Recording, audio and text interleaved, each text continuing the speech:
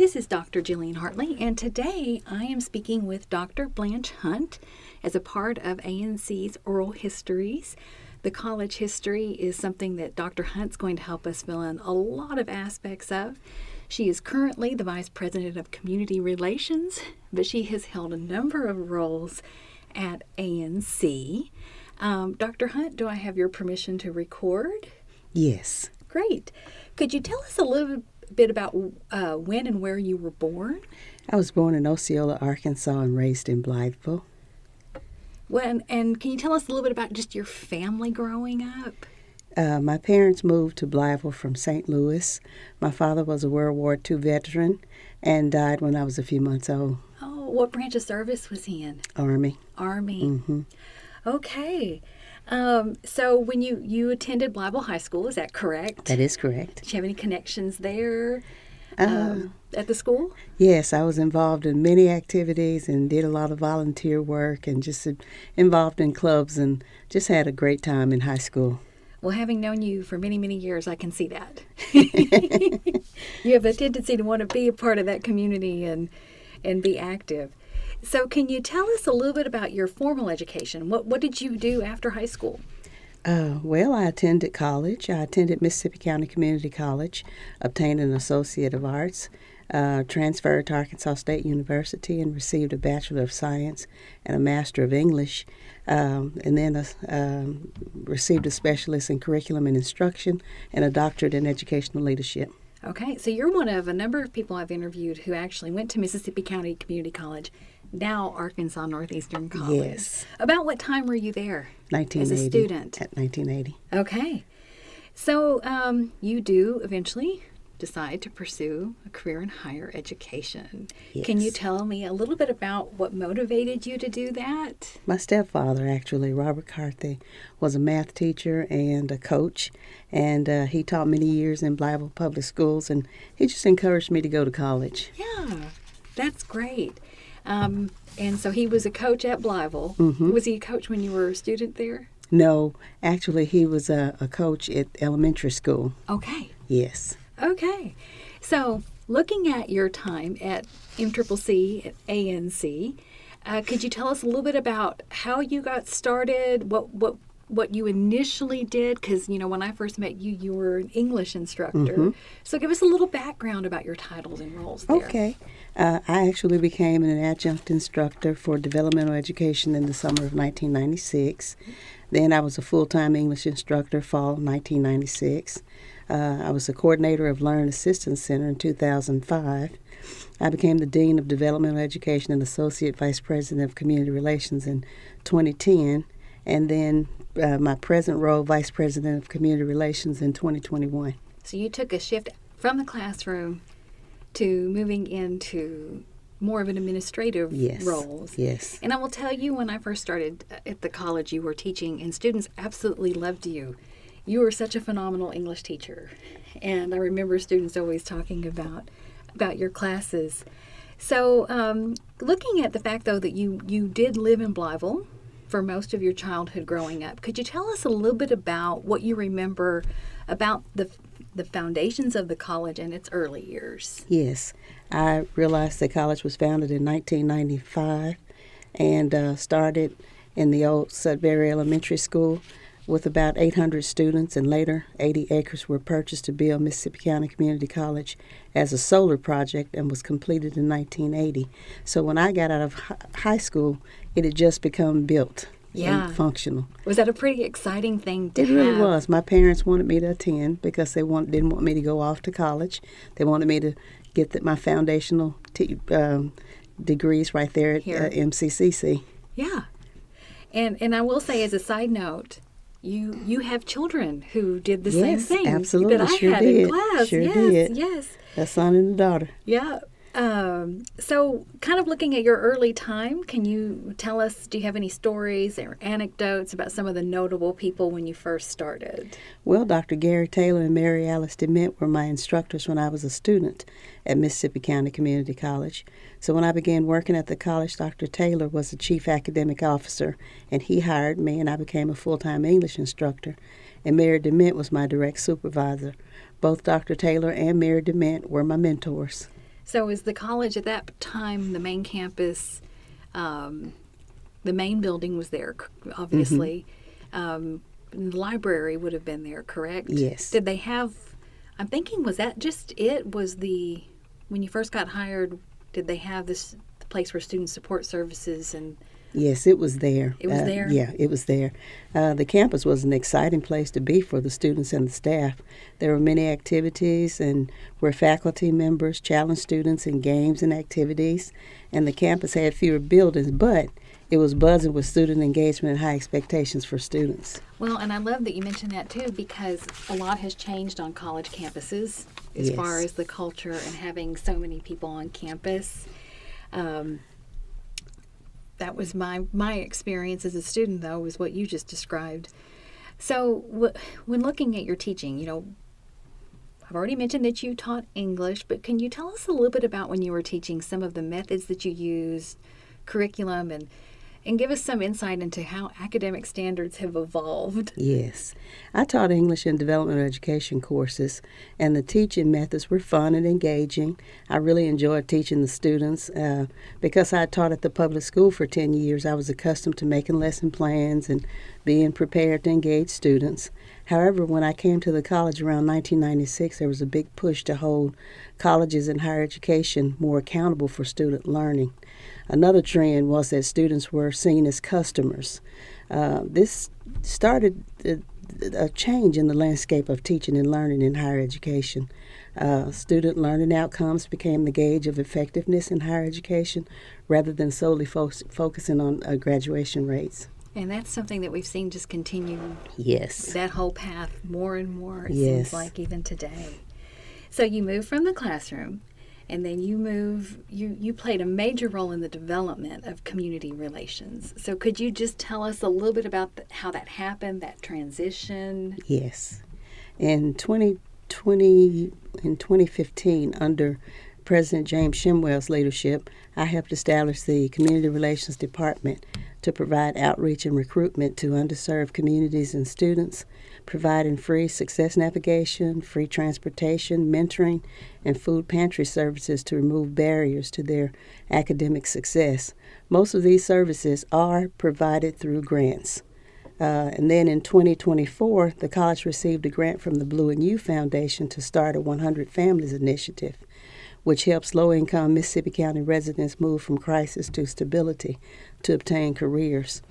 I also developed a partnership with Families, Inc., a professional counseling agency, to provide mental health services to students and staff. And that's another huge transition we've seen with higher ed institutions. Yes. Just basically kind of taking on more of a role in student wellness and health all around.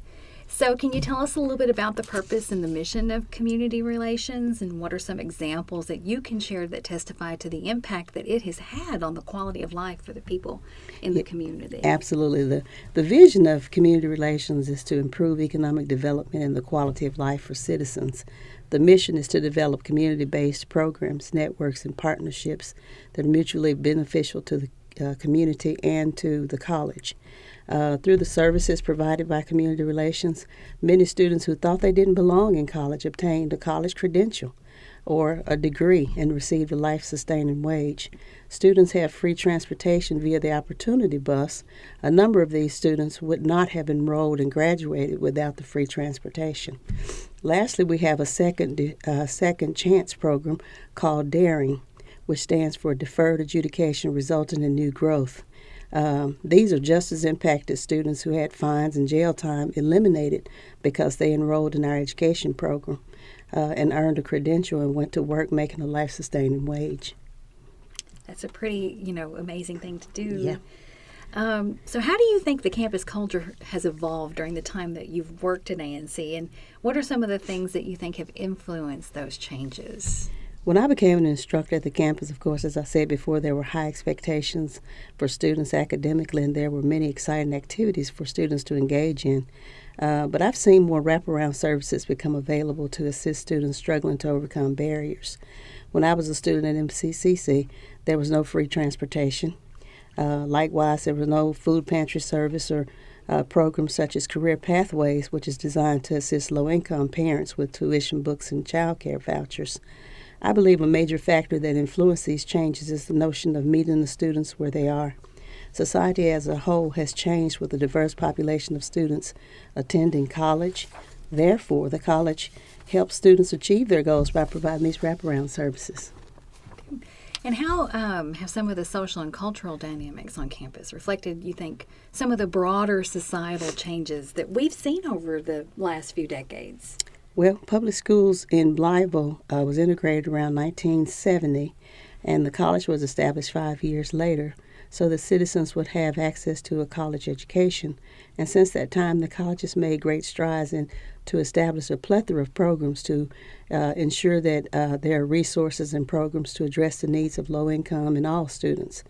Overall, community colleges have become more diverse and focused on student well-being, reflecting growing concerns about equity, accessibility, and mental health issues within the broader population. Well, and of course, when you look at the campus, it has also changed a lot. So from your time, even back as a student to today, are there any buildings or landmarks or any features with interesting stories or historical significance you want to share? I think about what comes to mind as the Allied Technologies building. It was built to provide a state-of-the-art facility in which to provide training to business and industry. Before the building was actually built, ANC had already established itself as a leader across the state and the nation in providing training. The building allows us to showcase the high level of training the college provides to business and industry. And it is something else. It is gorgeous. It really is. So can you recall any major milestones or achievements that have shaped the institution's trajectory? Yes, in 2003, the merger between Cotton Bowl Technical and MCCC was a major milestone. And in my opinion, with the merger and the new name Arkansas Northeastern College, the college became a comprehensive community college providing a variety of programs including developmental education, transfer, vocational, general education, and community education programs. This new institution not only focused on being a transfer institution, but became an institution where everyone could have access to higher education at a price he or she could afford to pay. The curricula were geared to the real needs of people, and career education was the key concept. So, in your opinion, how has the college adapted and responded to some of the changes and challenges that it and other institutions have faced? Whether through the early college program, evening classes, online courses, or hybrid learning models, ANC accommodates individuals with busy schedules or family responsibilities. And of course, technology has played a big role in how those things have, Yes, played out and how they've shaped. So how do you think the mission of the institution evolved over the last 3 decades? Excuse me. I believe the mission has primarily stayed the same, which is to provide accessible quality educational program service and lifelong learning, which is a good thing because it shows that the founders of the college had the right vision from the very beginning. And when you look at all of your decades, starting as a student, moving to the classroom, then doing the community relations, heading that, when you think about community colleges, from all of your experience, what do you envision is going to be the future of community colleges? Well, in earlier years, community colleges were referred to as the People's College. I believe the community college will continue to endure as long as it continues to adapt to the changing demands of the community and futuristic demands. Provided community colleges continue to be adaptable, flexible, and accessible, I think they will continue to be institutions that are the gateway to higher education. And how do you see the institution continuing to evolve and meet the needs of its students and community? Well, provide the college continues to be adaptable, flexible, and responsive to the needs of its students and the community, I believe it will continue to be a beacon of light and hope for many people. And are there any particular values or traditions you hope will endure for future generations of students? Yes, the values and traditions I hope will endure for future generations are for the college to stay true to its mission of providing high-quality educational program service and lifelong learning. And I believe ANC should endeavor to continue its tradition of engaging its future students in ways to demonstrate its commitment to academic excellence and continue to show compassion and responsiveness to the needs and barriers students face. Well, Dr. Hunt, I think it's safe to say that you have brought a lot to the institution, and you've helped shape community relations, and you did it long before some colleges were doing some of the things that you've described. And so before we sign off, are there any other just insights you wish to share? Well, I think because the college, especially the community college, serves such a diverse group of people, I think we have to continue to realize that times are changing and people are going to be going back to school, and they come with a plethora of barriers. And so in order to make sure that people are going to be successful, we've got to meet them where they are. I think that's a great way to sign off. Well, thank you so much for your time today. It's always a pleasure, Blanche. And thank you for everything you do for the college and the community. Thank you so much. Because you I really show appreciate it. why they're intertwined. Yes.